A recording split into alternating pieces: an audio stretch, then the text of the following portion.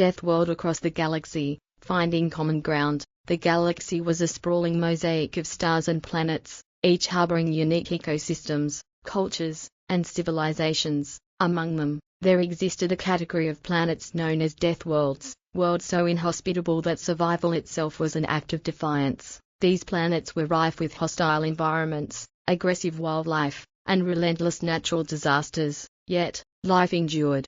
One such Deathworld was Zytheria, a planet that orbited a dying sun. Its landscape was a nightmare of molten rivers, toxic storms, and predatory creatures that hunted anything that moved. The Zytherians, its native inhabitants, had adapted to the chaos, evolving into a resilient and resourceful species. Their skin was as tough as the planet's basalt crust, their lungs capable of filtering toxins, and their minds sharp enough to outwit the most cunning predator.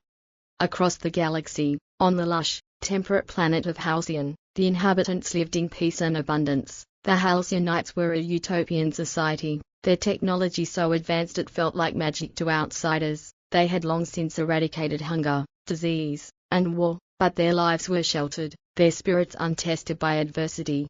The two worlds might never have crossed paths, but the Galactic Concord, an interstellar coalition of civilizations, sought to unify all sentient species under a banner of mutual respect and cooperation. When the Zytherians and Halcyonites were selected to represent their planets in an ambitious cultural exchange program, the galaxy held its collective breath. The encounter. Commander Kale Dracos of Zytheria was a warrior and survivalist, his body scarred from countless battles with his planet's merciless fauna. When he stepped onto the pristine surface of Halcyon, he was struck by its tranquility. The air was sweet, the sunlight gentle, and the people, fragile. He was met by Leonerius, a Halcyonite diplomat whose demeanor radiated kindness and curiosity. Her golden robes shimmered like sunlight on water, and her eyes sparkled with the innocence of someone who had never known fear. "Welcome to Halcyon," she said, her voice melodic. "We hope this exchange will bring our worlds closer together."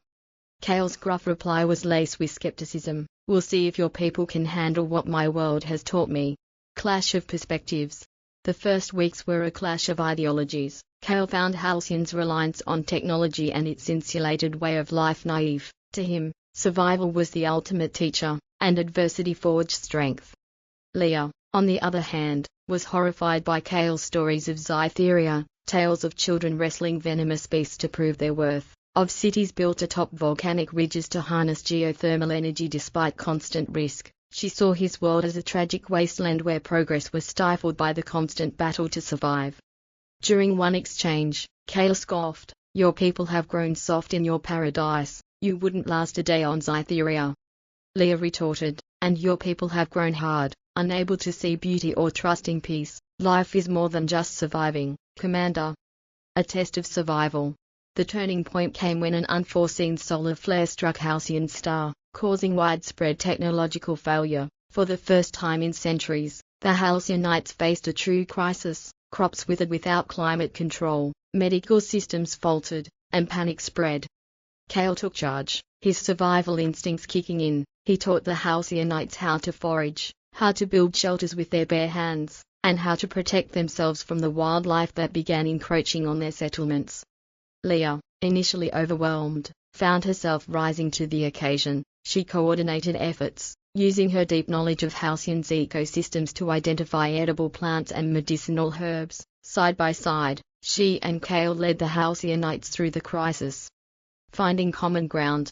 As weeks turned into months, mutual respect blossomed between Kale and Leah. Kale came to appreciate the Halcyonites' ingenuity and capacity for learning, while Leah gained a profound respect for the Zytherian spirit of resilience. They began to see that their worlds, though vastly different, had much to offer each other.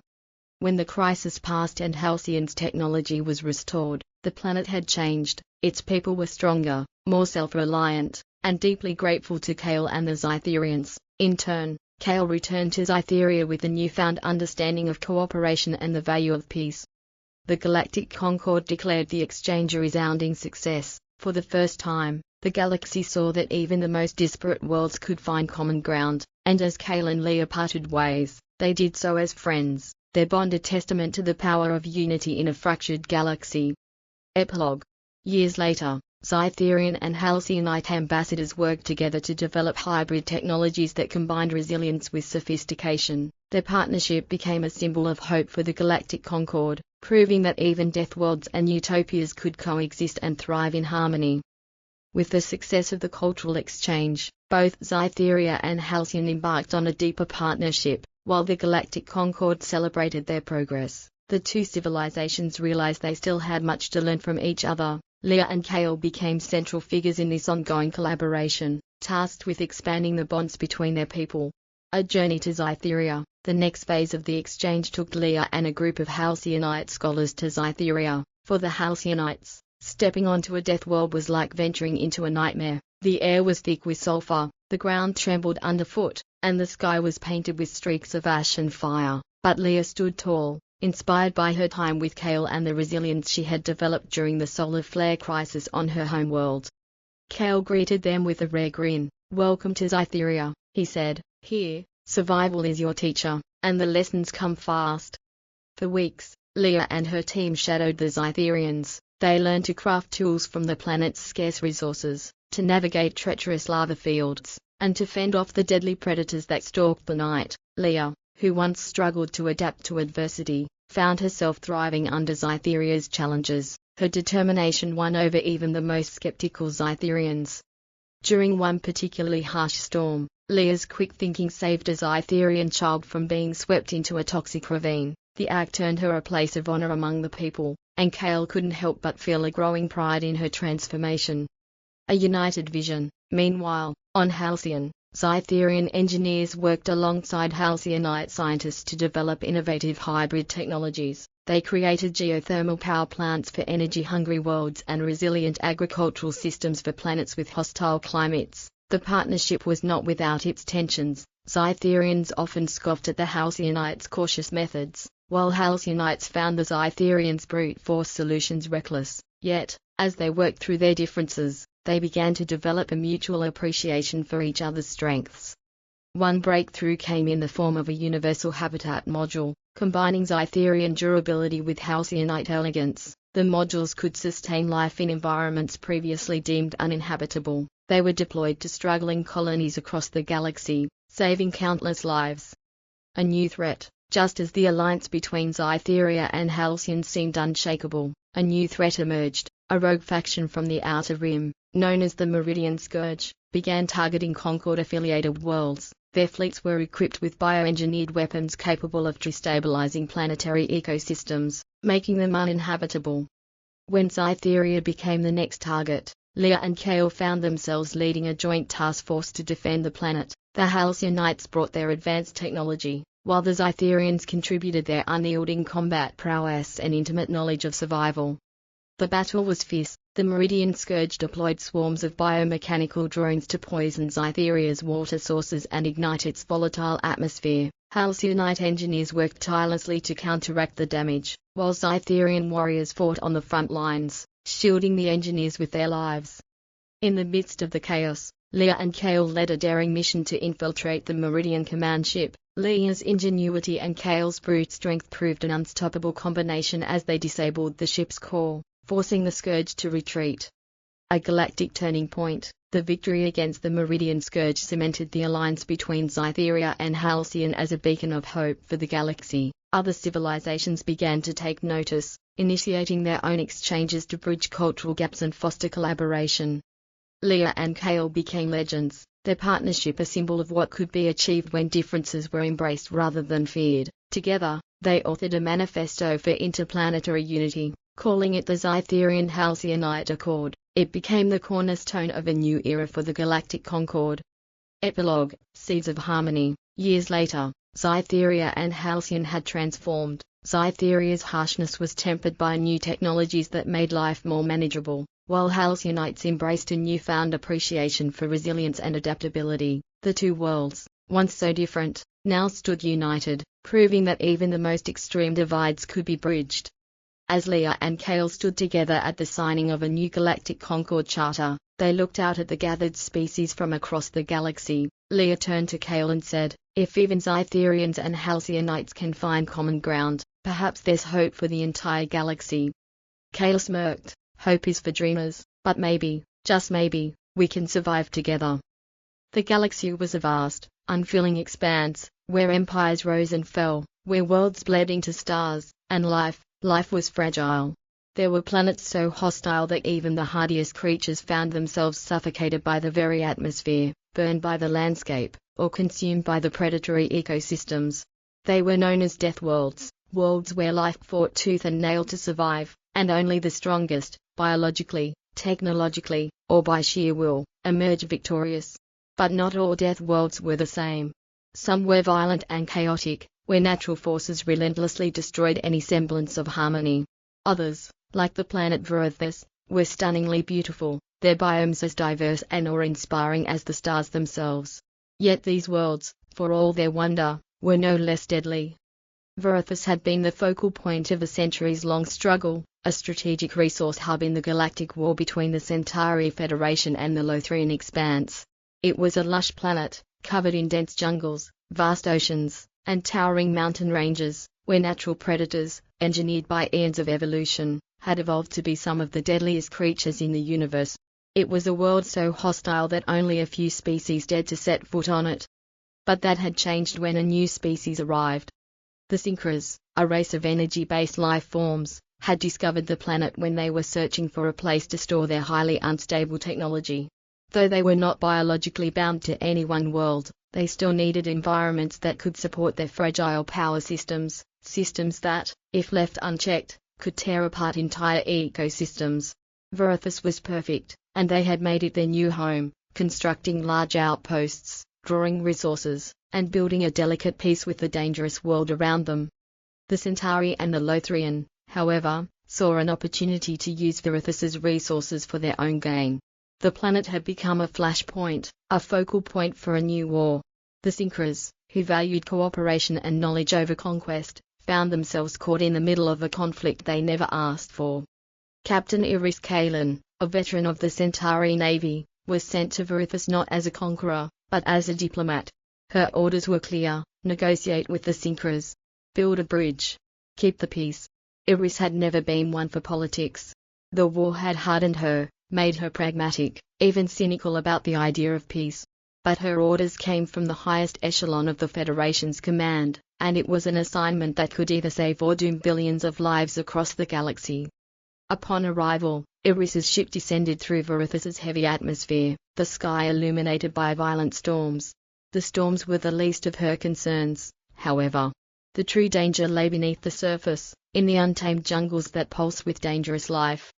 The Synchros had their city, not built with materials but with fields of energy, glimmering constructs that defied conventional design. They lived in harmony with the planet's chaotic environment, their bodies semi-ethereal, existing in multiple dimensions at once. Their communication was not verbal, instead, they projected their thoughts into the minds of others, a strange form of telepathy that was both alien and deeply intimate. Iris was greeted by an emissary, a Synchros known only as Shek. Its form shimmered, a never-changing array of light and color, as if the energy around it was alive. Iris Kalen, Shek said, its voice a mixture of thought and sensation, resonating in Iris's mind. You come as a bearer of the Federation's peace, but you carry the weight of its war. Iris nodded, uneasy. She had heard that the Synchros were perceptive, able to read the emotions and intentions of others with uncanny precision. They saw through the layers of deception most species cloaked themselves in. The thought of their scrutiny unsettled her. I come with a proposal, she said, her voice steady. Not war, but a bridge, between our peoples. We can coexist, share resources, and protect the planet from further devastation. Shek's form rippled. We have seen the destruction wrought by your conflict. The Federation and the Expanse do not seek to understand Voracious, only to use it. You believe that by building bridges, you can avoid the inevitable collapse that follows when two forces fight over a fragile thing. But the galaxy is already scarred. Can you repair the damage that has been done? Iris's hand clenched around her data pad. She was aware of the devastation that had already occurred on the planet. Years of violent skirmishes, resource mining, and environmental destruction had left Voracious scarred. What they saw as a bridge, the Synchros saw as a narrow, fragile thread, one that could break at any moment under the pressure of old grudges and greed. I can try, she said.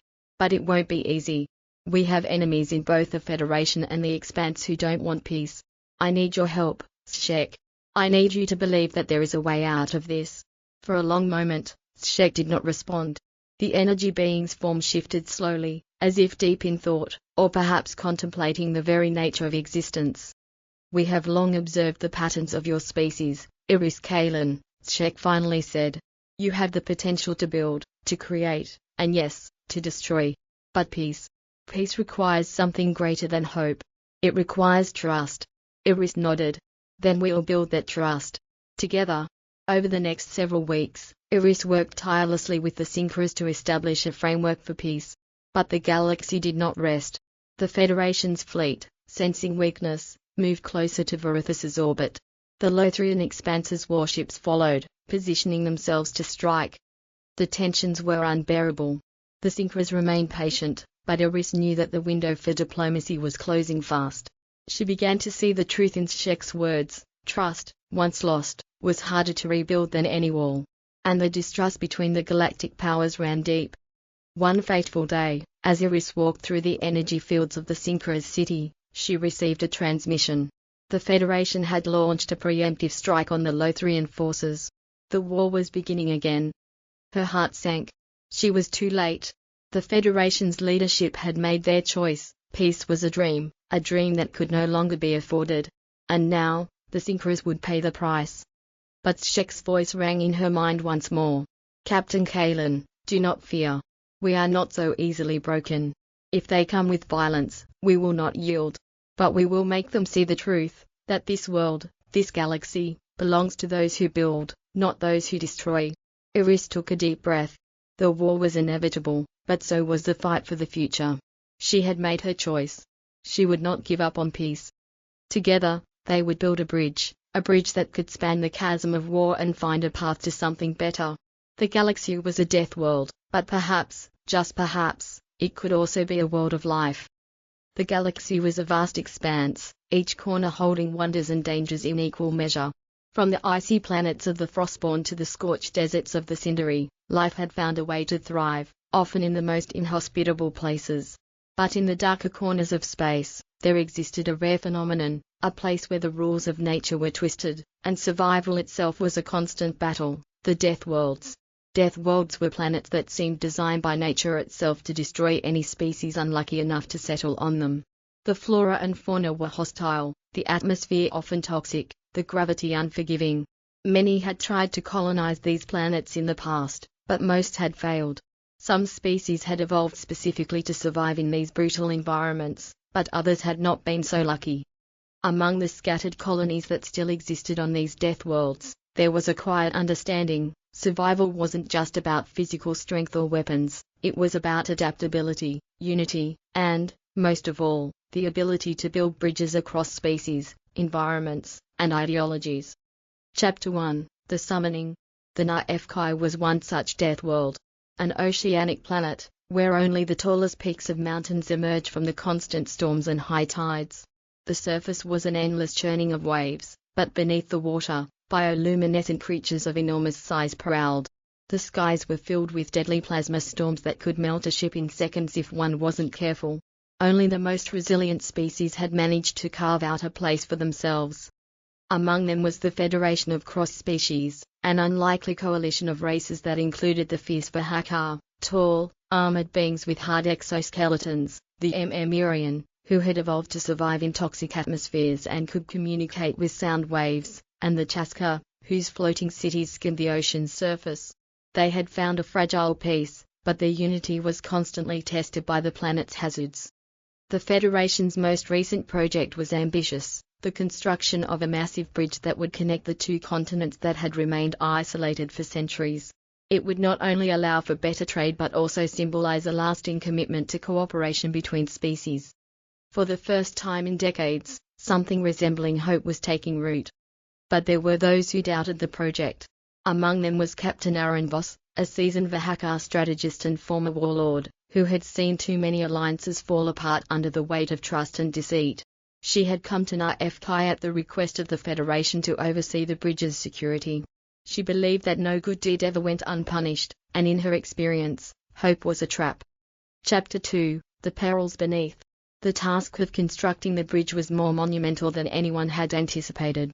The vast ocean currents would have to be controlled, the massive sea predators driven away, and the storms avoided. Engineering crews from the Chaska floated above the ocean, working with their vast knowledge of hydrodynamics, while the Mirian designed intricate sound-based defenses to ward off the predators that lurked beneath. But it wasn't the planet's dangers that worried Aaron most. It was the political tension. The Mirian were pacifists, but they harbored resentment toward the Vahakar, who had once enslaved them in their own wars. The Chaska, in turn, were caught in the middle, trying to broker peace between the two. The Vahakar were a proud species, accustomed to being leaders, not followers. Aaron, for all her stoic demeanor, could feel the strain in the air. She had served in countless campaigns, and she knew that when tensions simmered this much, conflict was never far behind. One evening, as the sun dipped beneath the horizon and the ocean winds calmed, Aaron met with Corinne, a Mirian diplomat. He was a tall, slender figure whose translucent skin shimmered in the fading light. Despite his peaceful nature, Aaron could feel the undercurrent of distrust in his words. "We don't need your military presence here, Captain," Corinne said, his voice a melodic hum. "The Federation promised us that this project would be a symbol of unity, not a military occupation." Aaron's gaze hardened. "I'm not here to fight, Corinne. I'm here to ensure that this bridge, your symbol of unity, doesn't collapse under the weight of your differences. Believe me, if you want this project to succeed, you'll need to trust me. Trust all of us. Without it, we'll fall apart before the first beam is laid." Corinne's eyes narrowed, his antenna twitching slightly. "And what if we can't trust each other?" "Then," Aaron replied, "this bridge won't just span the ocean. It will break it in two." Chapter 3, The Great Trial. The construction was nearing its most critical phase when disaster struck. One of the massive oceanic predators, a creature known as the Leviathan, had been disturbed by the construction and lashed out in a violent fury. It tore through one of the early piers, sinking several vital sections of the bridge into the depths. Worse, the impact of the destruction triggered an enormous storm, a plasma cyclone that could wipe out everything in its path. Chaos erupted on the construction site. The Vahakar and Mirian immediately took defensive positions, weapons drawn, ready to engage the beast and protect the workers. But Aaron stood in the center of the conflict, her voice cutting through the confusion. "Stop," she shouted, her deep voice commanding. "We don't fight these things with weapons. We fight it with what we've built together." She turned to Corinne, her eyes locked with his. "Sound waves. Your people can push the creatures away using their frequencies. It's the only way." Corinne hesitated. The Mirian had never faced such a creature, and they were wary of using their abilities in such a volatile situation. But Aaron's determination was unyielding. She had seen too many worlds fought a war, and she wasn't going to let this one be another casualty. "Please," she urged. "We need you." With a silent nod, Corinne raised his arms, and the Mirian began their song, a deep, resonating hum that vibrated the air around them. The sound waves reached the depths, pushing the Leviathan away, forcing it to retreat. At the same time, the Vahakar fought back the storm's fury with their own power, using their armored suits to anchor the bridge and keep it intact. The combined effort of the species, united in purpose, was enough to stem the tide of destruction. Chapter 4, Building Bridges. In the aftermath, the damage was severe, but not irreversible. The storm had passed, the Leviathan had retreated, and the bridge was still standing, though it would take months to repair the sections that had been lost. But something had changed on Na'Efkai. The bridge that had begun as a symbol of fragility had now become a beacon of something greater, trust. Aaron Voss, the battle-hardened strategist, stood among the workers and the diplomats, watching as the species worked side by side to rebuild what they had almost lost. "I think we've built more than just a bridge," she said softly to Corinne, who stood beside her, watching the workers. Corinne smiled, his translucent skin shimmering in the fading light. "Yes, Captain. We've built a future." Epilogue, A New Dawn. The bridge, once a dream, was finally completed. It arced across the ocean, a testament to the strength of unity in the face of overwhelming odds. Aaron stood at its center, looking out over the vast expanse of water below. The galaxy was still full of dangers, still a place where survival required more than just physical strength.